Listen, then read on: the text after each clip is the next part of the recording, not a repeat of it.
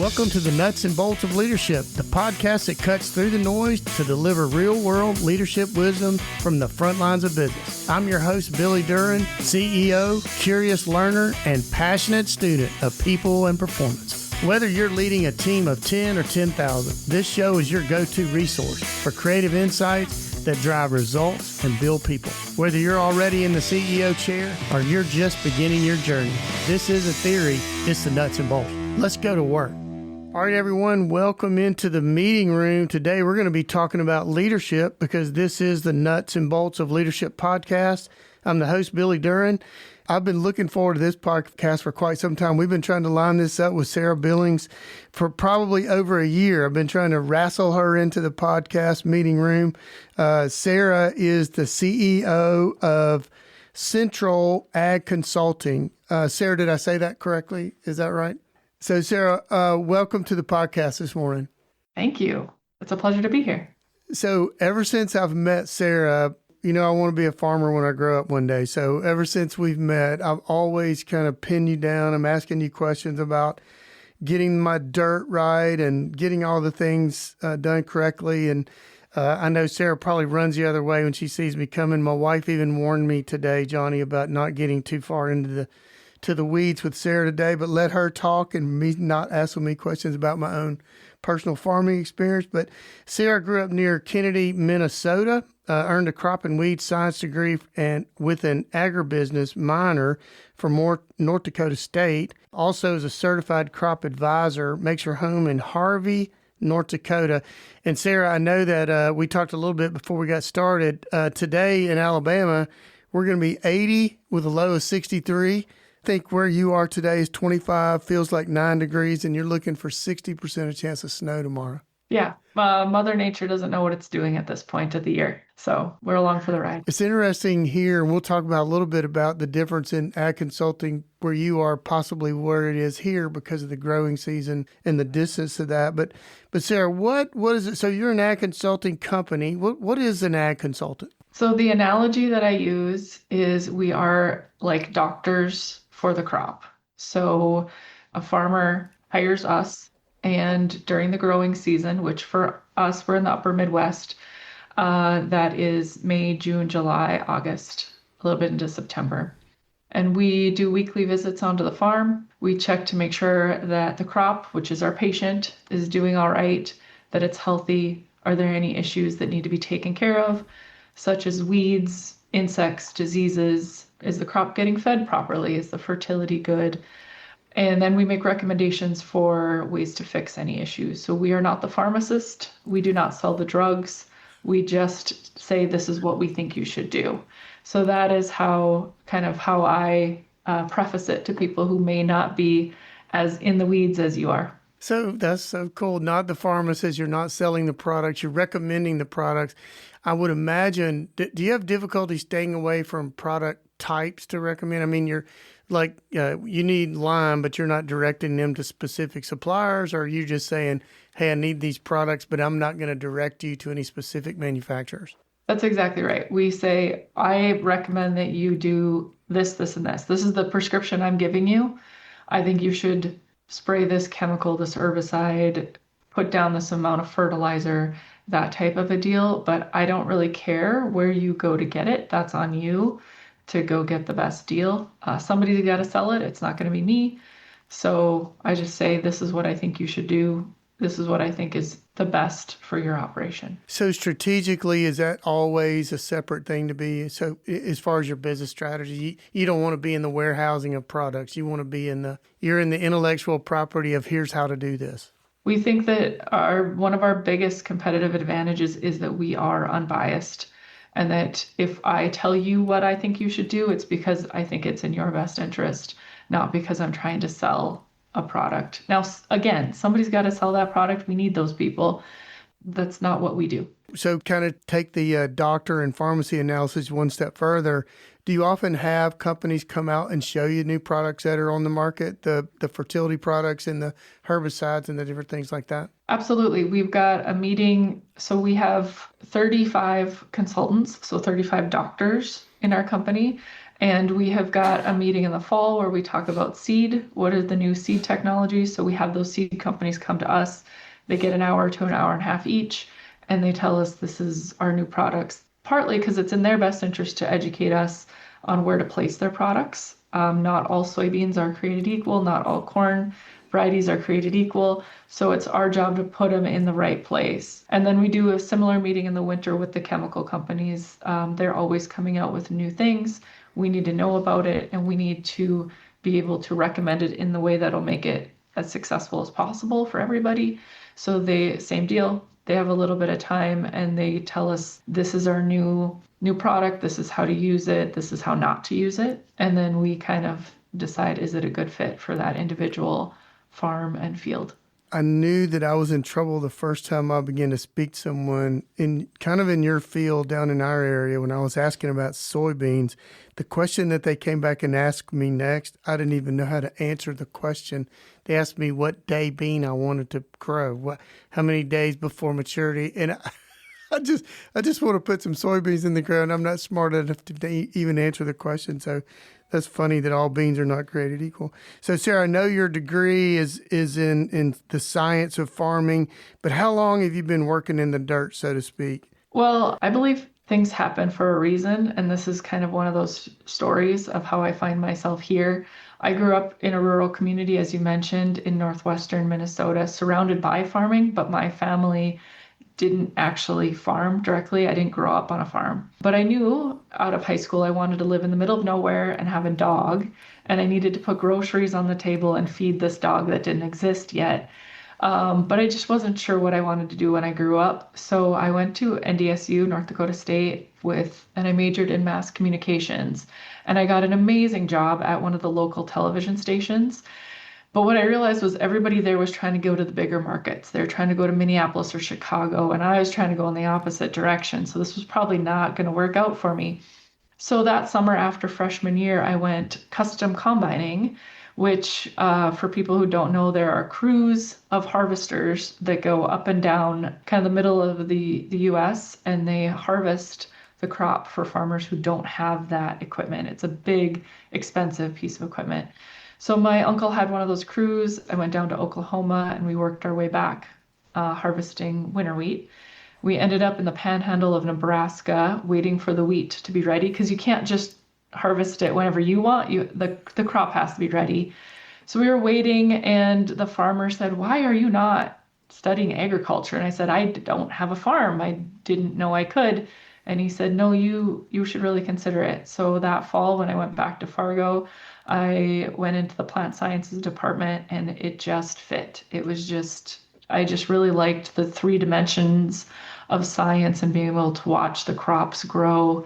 And so I started with Central as a summer internship and full-time in 2007, and then moved out to the middle of North Dakota where there was an opportunity to have my own area and sign up my own growers in 2010. And then I took over as CEO almost exactly 2 years ago. That is a great story. I just knew that you was going to be that kid that was growing your garden out in the backyard ever since you could walk, and you nursed this little garden out in the area, and you knew that one day I'm going to do this on a 150 or 5,000 acre farm one day. I just knew that was going to be your story. Yep. It's just one of those things, you run into the right people at the right time sometimes. That's exactly right. I believe that. So Sarah, kind of moving into the meat of the interview, I do want to kind of ask you to comment on this, because when I looked you guys up on your website, one of the things that really got my attention, on the front page of your website, you say you guys are on the cutting edge of technology.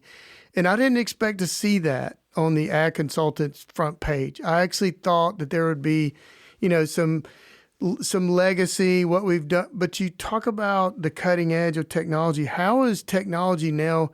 I know it's moving into every area of our lives, but how is it really infiltrated into the world that you're working in? It's all over the place. The stereotypical simple farmer isn't accurate. It's a very complex business, agriculture. It involves science, so that's kind of where we mostly live in the agronomy, but it's also marketing and risk management, and there's human resources and mechanics. You have to know how to change a tire on that tractor and all kinds of things. So it's not easy running an operation like that. And our job is to take some of that stress and some of that decision making off of the farmer. We work with farmers who want to be the best, and we want to be the best along with them. And part of that is you have to always be striving and keeping an eye on what's next. Because it's always changing. Yeah, and that's what was really interesting to me. I was wondering if that was your decision about pushing towards technology or taking this posture towards technology, or if that was something that was coming up from your clients, or was it some of both? It's some of both. It's some of both. But the growers that we primarily work with are the A plus. They're always pushing. They're pushing us sometimes, which is fun too. But they're always trying to figure out what's the next thing, what's the next step, how can I get better? Yeah, and I was actually thinking about my first thoughts about what the technology is, the GPS on the tractors and how they're planning. I think about, you actually told me about this quadrant fertility programs where you've got different fertility needs in one field, and you can actually drop the fertilizer or whatever inputs you're putting in at different quadrants of the field. That blew my mind. Then the lasers and all the things that come with getting rows straight. I mean, if you've ever driven to a big ag field and you say, how can those rows be so straight? Well, it's not because you have a good driver. It's you got lasers and GPSs on those big John Deere seeder tractors pulling those seeders. It's really fascinating to me. But it did catch me by surprise a little bit that you guys led on the front page with on the cutting edge of technology, which just goes to show, Sarah, your business, no different than our business, is adapting to the technologies that are around us. And quite frankly, to all the CEOs that are listening and all the developed leaders that are listening to this podcast, part of leadership is taking your companies where that technology needs. You need to be where the technology is going. It doesn't matter what business you're in, because that really did catch me by surprise. And a lot of it's about efficiency as well. Just like any company, you don't want waste, and the farm is the same. They're trying to be very efficient with their inputs, and we're trying to help them out with that as much as we can. That's interesting. You're doing technology to have efficiencies in the field. We're doing technologies in the warehousing to have the proper inventory at the right time, in the right place, in the right region. So how those technologies take us into efficiencies is quite remarkable. So Sarah, you've walked the fields before you ever walked into the boardroom as the CEO now. How has that helped shape how you lead today? I mean, you've been out there in the field, and now similar story from the broom, pushing the broom in the warehouse. Now I'm sitting in the boardroom. How has being out in the field helped you now in your leadership role? I think it helps to be able to speak the language. The vast majority of our employees are boots on the ground. Quite literally, they are people riding four-wheelers and digging in the dirt. And it helps for me to be able to take things that I'm dealing with and the concepts that I'm thinking about and translate it to what they're talking about and thinking about all of the time. And ultimately, honestly, both as a crop consultant and as a CEO, my core job is the same. It's all about helping others succeed. So as a crop consultant, you're helping your farmers to succeed in whatever goals they may have, whether that's to grow their operation or pass it on to the next generation. And as the CEO, it's my job to help my coworkers succeed. And maybe that's helping coach a younger consultant as they're just getting started. Or maybe it's helping set up a retirement so that they can ride off into the sunset and know that their growers are taken care of and that it's going to be all right. So ultimately, it's the same job, just a little different way of doing it. Actually going to teach them how to feed their dog when they're looking for that place. How am I going to live here and feed my dog? I'm never going to forget that. That's pretty good. Exactly. Sarah, I've actually and you do too, know some CEOs that they're kind of hired guns. We need a leader. Our company is kind of lost its direction. So we go out and just hire a person who's been a CEO, XYZ, maybe not even the same industry. Could someone like that come in and lead a company that doesn't know the language? Well, let me restate that. I know that they can, but I think that we would agree that it was a little more difficult learning curve if you don't know the language. I appreciate how you said that. I know the language. I can explain to them exactly what I'm talking about because they know that I know the language. They also can't bull you on stuff too. If they're trying to pull wool over your eyes, you've been out there in the middle of it. And I think that helps as well. So how important is knowing the language as a leader? I think you're spot on. You can do it, but it's harder. I think it's a lot harder. If you can't walk in their shoes, my consultants, they are the experts. They know their job better than I do at this point, but I know what it's like to be them. I know that during that growing season, they are crazy busy. And don't try to call them and chat with them about something unless it's very, very important. But I also know that during the winter, they get to breathe a little more and they get to have some time with their families. And that's very important too. So it's big to understand what the different people in your organization are going through. Yep, I think that's critically important. So, Sarah, in agriculture, like many other industries, and particularly in a leadership role, credibility is earned, not given. And when you think about your time in the field, you earn some credibility with your team. And if you could expand on that a little bit, how does that look? What does that look like in the consulting world, the credibility that you've built? And then I'm going to be on a panel in a few weeks about culture building, where the theme is about building trust. And how has that played a role in teaching? Because I saw your website, you got a bunch of young folks on there. They look eager and they got a lot of energy. You've got the credibility to walk into the room and say, I've done it. But how is that helping you build a culture there? So trust is everything in this business. We're selling our knowledge and our advice. And you don't take advice from someone you don't trust. It's just human nature. We also strive to work with these growers for generations. And trust is key to that longevity and having that kind of a relationship. It's a lot of fun when you get to work with one generation and then the next and the next. And we've had that happen. We've had individuals who have been here for 40 years with the same company, and they've worked with the same growers for a very long time and moving it on to the next generation. We've also, on the flip side, we have some second generations internally where the sons or daughters of our coworkers are now working with us, or siblings. And that kind of thing doesn't happen if you don't have a good trust, a good culture, a good place to work. As far as the CEO role and maybe what I'm dealing with now, I've got to think at a little different level than everybody else. It's not a higher level, it's just a different level. And I've got to make decisions for the entire group. And they need to trust me to do that. They may not always agree with the decision, but they have to trust that the motives were pure and that I wasn't doing it because it was easy for me or best for me or those kinds of things. And that's one of the things that is a little different. It's the same, but it's different.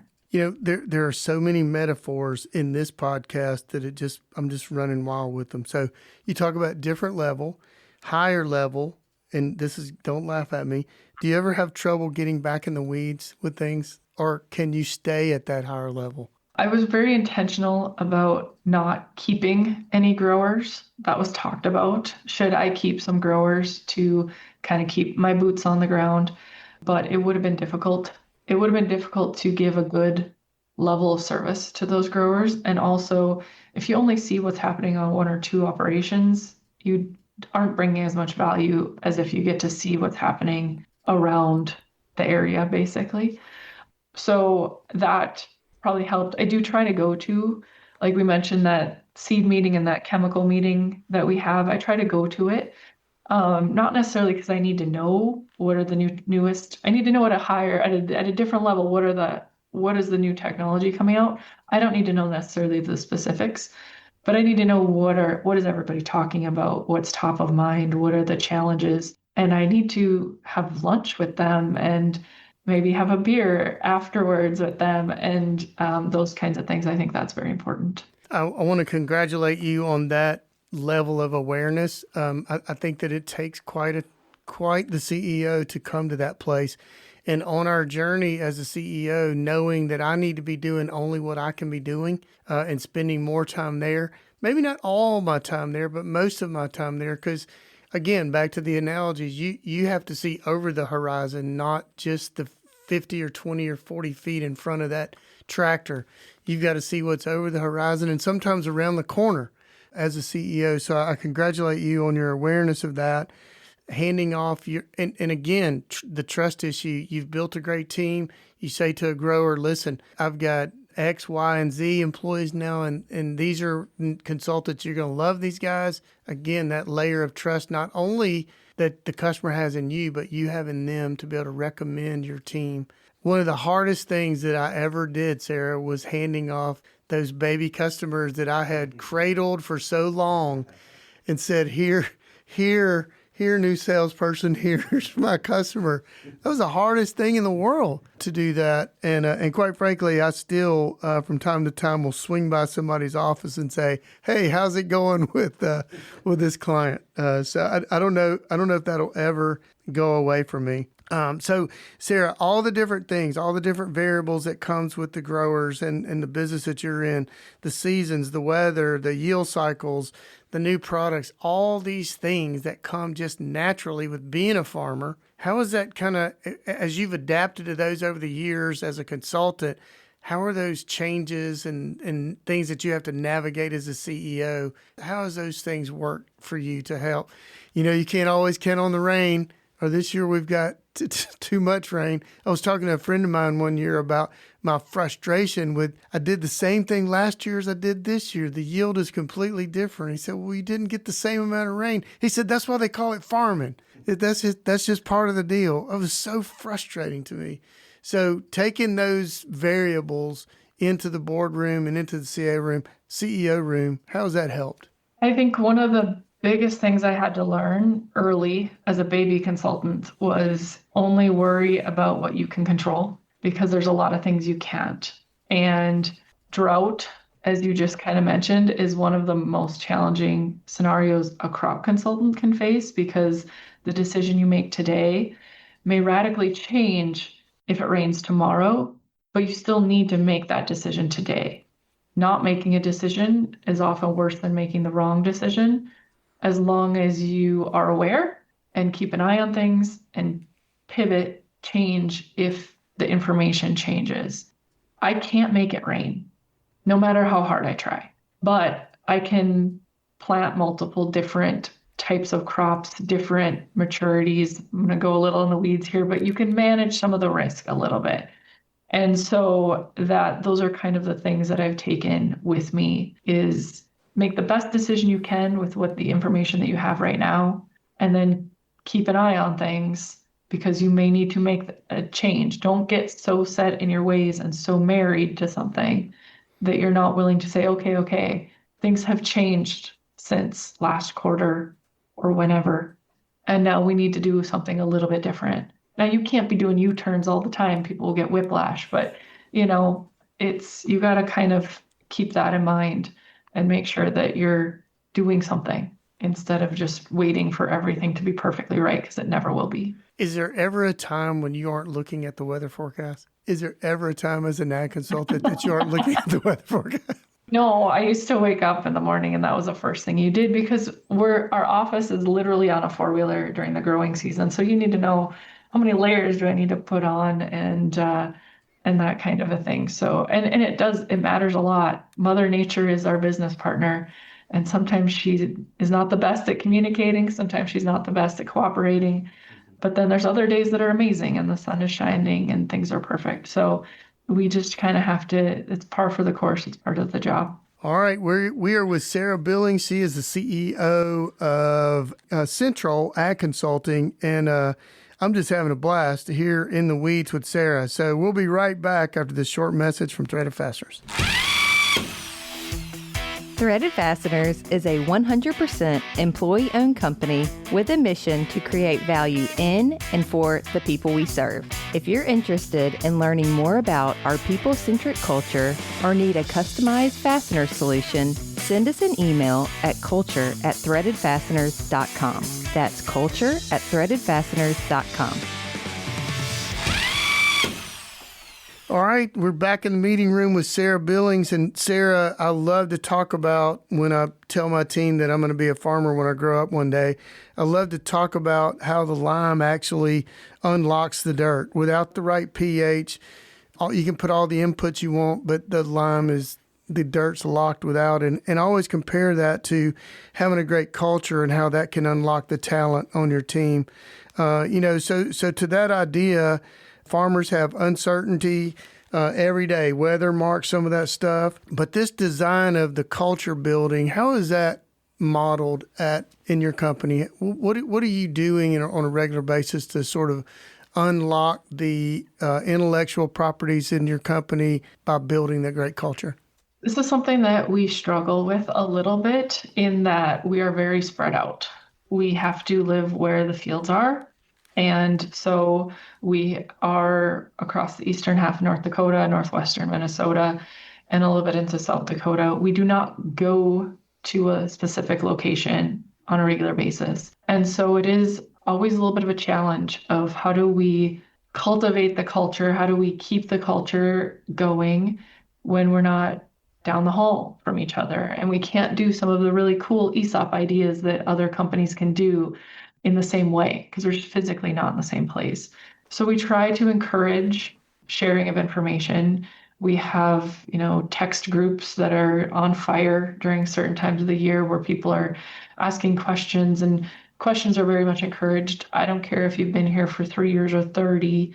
I know you don't know it all, and I don't know it all. So asking questions and being very comfortable, not feeling like there's such a thing as a bad question. We also try to keep things in perspective. I often ask, and anybody who works with me for more than 5 minutes has probably noticed, I will ask the same question of when we're trying to make a decision, what's the worst thing that can happen and can we live with it? Because I would like to look it in the eye and realize that it's probably not going to happen, but at least we've talked about it, we've fleshed it out, and we know what it is. And then another thing, and this is not mine, I stole it from somebody, I don't remember who, or I would give them credit, but kind of keeping a perspective on different decisions and different levels of decisions. So the analogy I heard one time was the hat, the haircut, and the tattoo. So if you go out the door in the morning and you grab a hat, if you grab the wrong one, whatever that means, it's really not that big of a deal. In a week, you're not even going to remember it. You can just take the hat off, switch the hat out. It's super low risk, right? A haircut, if you get the wrong haircut, yeah, you're going to have to live with it for a while, but in 6 months, it's going to be grown out. And again, unless you really went crazy, people are probably not even going to remember it. But then there's the tattoo level where it's far more permanent. And if you mess that up, it's going to take a long time to unpick that and fix it. So I kind of try to make sure that we're not spending too long deliberating on a hat level decision and spending enough time and really going with eyes wide open on a tattoo level decision.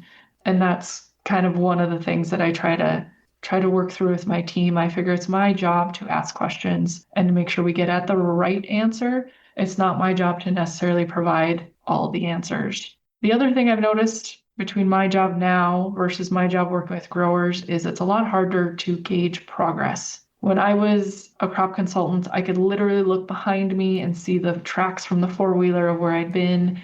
I could see weeds that I had controlled. I could see a healthy crop. And now the decisions I make today, I may not see the fruit of that for months or years. And that can be a little bit difficult sometimes to gauge, like, what did I do this week? Did I accomplish anything? Because there isn't that really awesome, concrete, tangible wins. The end of the season as a crop consultant, you drive around and you look around, and it's like, yeah, that field is nice, looks good. That one, ooh, maybe I should have done something different there, but you know what you should have, could have done. Where with this job, it can be a little bit more difficult. So that's something that I kind of took your question and went off on a tangent, but that is something to kind of keep in mind as you're changing roles potentially of what does a win look like and how do you even know sometimes. I love your answers to that. And I'm going to tell you, you may hear me say one day soon, hat, haircut, and tattoo, and you'll know where I got that from.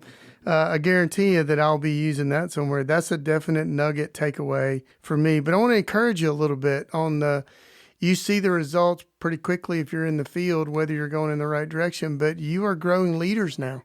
And you can see that progress in those leaders, and you can see the work. And all of a sudden you're with one of them and you see that light bulb go off and you go, oh, so it's the same thing. You're seeing that the fruit of your labor, sometimes not in the crops now, but you're seeing it in the team. And I can just tell the type of leader you are, that there are a lot of people who would love spending time with you in the way that you're sowing into them. So maybe the observation isn't in the field so much as you're seeing it in your team. Because I've known that over the years, this position that we're in today, one of the coolest privileges we have as CEOs is being that coach and the mentor and seeing people come forward, possibly even seeing it. And I think this is one of that speaks to your leadership, is that seeing something in them before they ever see it.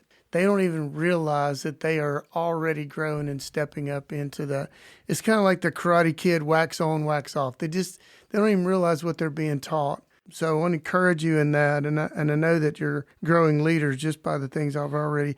And the other thing I would take away so far is I'd love for my office to be a 4-wheeler. Now, that would only be if I lived down here. I'm not sure I want to be in the 9-degree 4-wheeler business. That would be something altogether different. Sarah, on your website, your mission statement says everything kind of points back to feeding the world.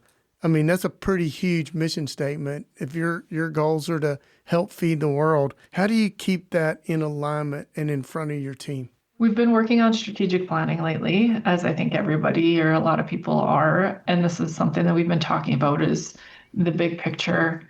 And what is the big picture? It seems to all come back to helping others succeed. We can't grow the crop for the farmers, but we can help them grow the best crop possible. So we are just a piece in the puzzle. If we take care of what we can take care of, the rest will take care of itself. And the same with our employees. If we help our employees succeed, the entire company succeeds. So kind of keeping an eye on that bigger picture that's off in the horizon, but also keeping an eye on what are the steps to get us there? How do we fit in with that? Well, I love that. I love that being forefront as your mission.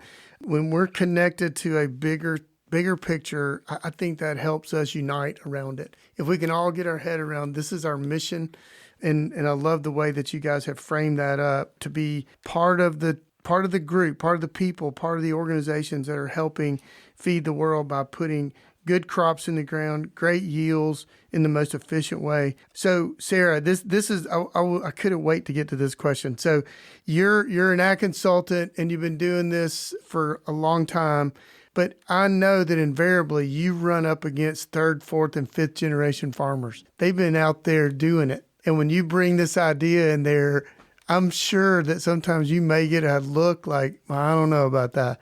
We've been doing this. I can just see those older guys like me with them hats that are bent around.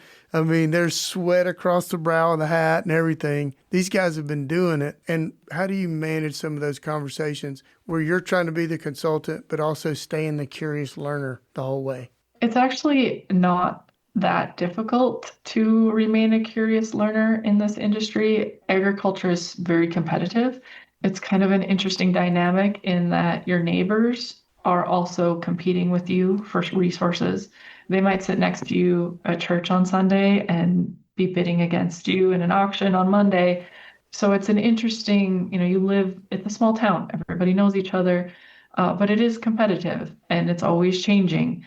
If you're not learning, you're being left behind.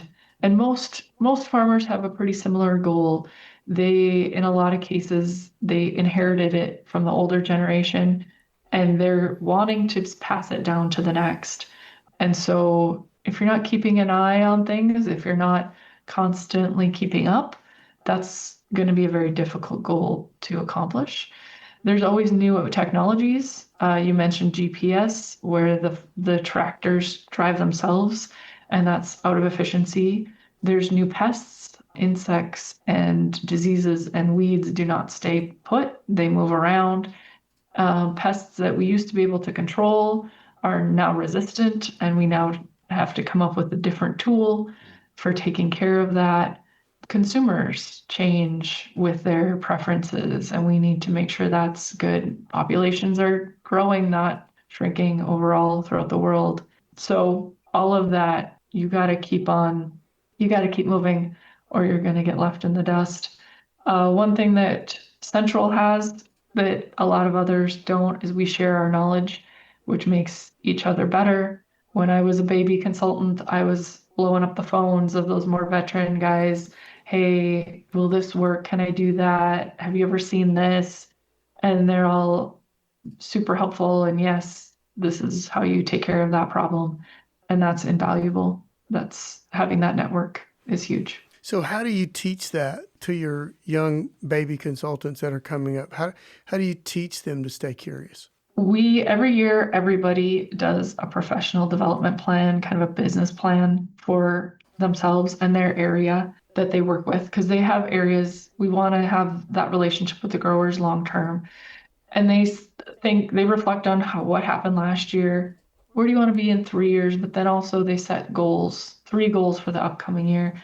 And one of them is encouraged to be a personal development goal. And this might be improving your public speaking. This might be getting more comfortable going up and talking to somebody you don't know. This might be learning a new technology. And so we kind of bake it in with that process of what are you going to try to learn? Always be trying to learn and just continuing that because there's always something to learn. So it's interesting to me, and I was really fascinated when I saw the picture of your team and how young those folks were. But when we're talking about third or fourth generation farmers now, the fourth generation farmers probably younger too, actually learning. So there's this peer connection to where it might not be as easy if you had a 30-year-old consultant dealing with a 75-year-old farmer. So this technology and all the things that come with this generation of farmer, it was actually encouraging to me to see that there are still young people interested in farming. So how do you recruit for this? I mean, this isn't everybody doesn't wake up and want to spend time in the weather. I mean, you said you wanted to avoid Chicago and Milwaukee and all these. There are a lot of our young people that are running in that direction as hard as they can go. Yeah, it's an interesting profession, and I think it takes an interesting group of people to want to do it. We have some amazing young people coming up in the company. We started retiring our founders, our older individuals a few years ago, and that's very bittersweet, but it's also encouraging to see the new crop coming up. But this is very top of mind for me right now. We became employee owned in 2002, 100% in 2002. And I just looked at the demographics the other day. Almost 3/4 of our current employees are millennials or Gen Zs. So we were not around for that transition. We didn't experience it. And the analogy I use is if you go and you flip on the light switch and the lights turn on, you don't even notice it until one day they don't. And so how do I keep on with the education and making sure that everybody actually appreciates when those lights do turn on?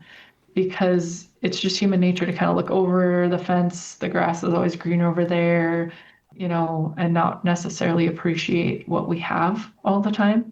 Another thing that we have going for us, which is great, but there's downsides to everything, is that we have a lot of people who we hired in college and then we hired them full-time out of college. And so they've never worked anywhere else. And that's great. But again, they don't necessarily know how good they have it all the time. So we do try to educate very heavily on the benefits of employee ownership. We try to send people to as many conferences as we can, but oftentimes they don't happen at the most opportune times of the year for us. It can be hard to get people to go anywhere when the snow is melting and the stress is ramping up, or September or whenever. It's hard to get people to go when their plate is very full at that time of the year. So we try to get people to go, and we try to get people to be that voice other than me. We also invited a retiree back, an individual who'd been with the company for 40 years and retired. And he was one of the very, very first employees that Central had. And so we invited him back to talk to the whole group about what it actually meant for him, and that this allowed him to have a place in Arizona, and kind of what the culture was like as it's evolved. And that's been a good one. And I think we'll repeat that every couple of years or so as there's new faces in the room. Yeah, I love bringing those who have received those benefits actually in the mailbox, and now they have deposited them into their checking account to talk about it's not just monopoly money; it is a real thing to be a part of that. Mm-hmm. So, Sarah, you mentioned that analogy of the grass is always greener. I can imagine how many times you've heard that. Have you ever commented, "Yeah, it's greener, but it's still got to be fertilized"? Do you have some smart comment that you come back every time you hear that phrase? No, but that's great. I love that. That's an excellent way to put it. I would even say the best smart aleck return to that it's because it's fertilized. Maybe that might be even better. So Sarah, we like to ask everyone that comes on kind of these three last questions. Who's someone who helped shape your leadership journey? So my first boss at Central when I did a summer internship was Dan Shinley. He was a crop consultant. He actually just retired this last December. And he was, first off, he didn't fire me. So I appreciate that. He asked me back. That first summer, you're really just trying to find the right fields and make sure that you're not lost and not messing it up too bad. So I always appreciated that he saw some potential in me. But what he did when I started actually getting serious about maybe when I grow up, I want to be a crop consultant, he had a very honest conversation with me about the struggles of being one of very few women in this industry. And I appreciated that honesty. He didn't have to do that. And he wasn't telling me to try to discourage me in any way, shape, or form. He just wanted to make sure my eyes were wide open and that I was prepared for some of that additional struggle that is just the way things are. And so he's been one of my biggest supporters and cheerleaders. And he, like I said, he retired, so he's not around in the day-to-day anymore, and he's greatly missed. Well, I will tell you, I want to encourage you this. When this podcast comes out, send him this link so he can listen to this, what the person he invested in, and look what's happened. Look how wonderful of a job he did, bringing you to this, helping you in your journey. So, Sarah, how about we'd also like to ask about a leadership book you recommend? I read Think Again by Adam Grant recently, and I liked that one because it's all about staying flexible in your thinking and your decision making and treating life like a bit of a science experiment, which resonated with me, I guess. So that was a good one. Adam Grant, Think Again. Okay. And then lastly, just imagine there's an emerging leader here in the room because they're listening. We actually set up this podcast years ago so that our leaders and our emerging leaders could hear people like you and hear your story, because our folks are tuned into this and they're listening. But if they were here with us today, what would be your words of encouragement to them? Do this to get started on your leadership journey today. What would you say? I would say get comfortable being uncomfortable, because that is where growth happens. At the same time, never be afraid to ask for help. Someone else has been where you are now and they got through it, and you will too. But you can skip some skin knees and some bruises by talking to someone who's walked the road ahead of you. But you won't get anywhere if you stay where you're at. You got to stretch. That's good advice, and I've incredibly good advice just from the fear factors. And I know that there are oftentimes. I was at one of my granddaughter's events not long ago, and the teacher was asking a question, and before they even got to the end of the question, all the kids had their hands up in the air, And I thought about, they don't even know what the question is, but they want to be part of answering it. But the older we get, the less we kind of put our hand up and say, let me ask the question, or put me in, coach. Haley used to say that often when she was on the podcast with me. So, Sarah, I can't thank you enough for I've had too much fun today just kind of getting into this with you. And I've been looking forward to this quite some time. But I just want to thank you for taking a minute. I know you were hesitant about doing this because I think you were afraid you didn't have anything to say. But the truth is you have a lot to say. And I appreciate you spending time with us. Thank you. I appreciate it. And I know that I'll see you probably down the road somewhere at a conference close by. So I just want to say thank you again, and we'll talk to you soon. Sounds good. All right, Johnny, I'll be back with a few comments.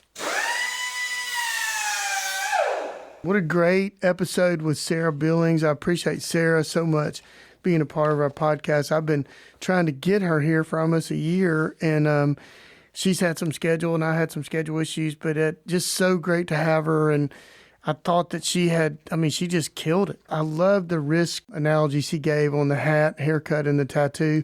And I know as CEOs, we have to assess our risk. We have to mitigate our risk. And at times we have to then accept those risks. So I appreciate the way that she laid that in a way, the very, very nice word picture there. And then worrying about only what I could control. And I appreciate her saying that. And as the young group that she is fostering, this mentor, leader, coach, she's walked in their shoes, walked in their boots, so to speak. And she's recruiting a special group of people. And I just love the way that she's doing it at her company. A lot of great advice for young CEOs that are stepping in. She talked about trust being the main thing. And I'm not sure there's a thing that we can speak about any greater than trust and establishing that, engaging with our employees and walking with them through difficulties, but also walking with them through their successes. So a lot of variables when it comes to being an ad consultant.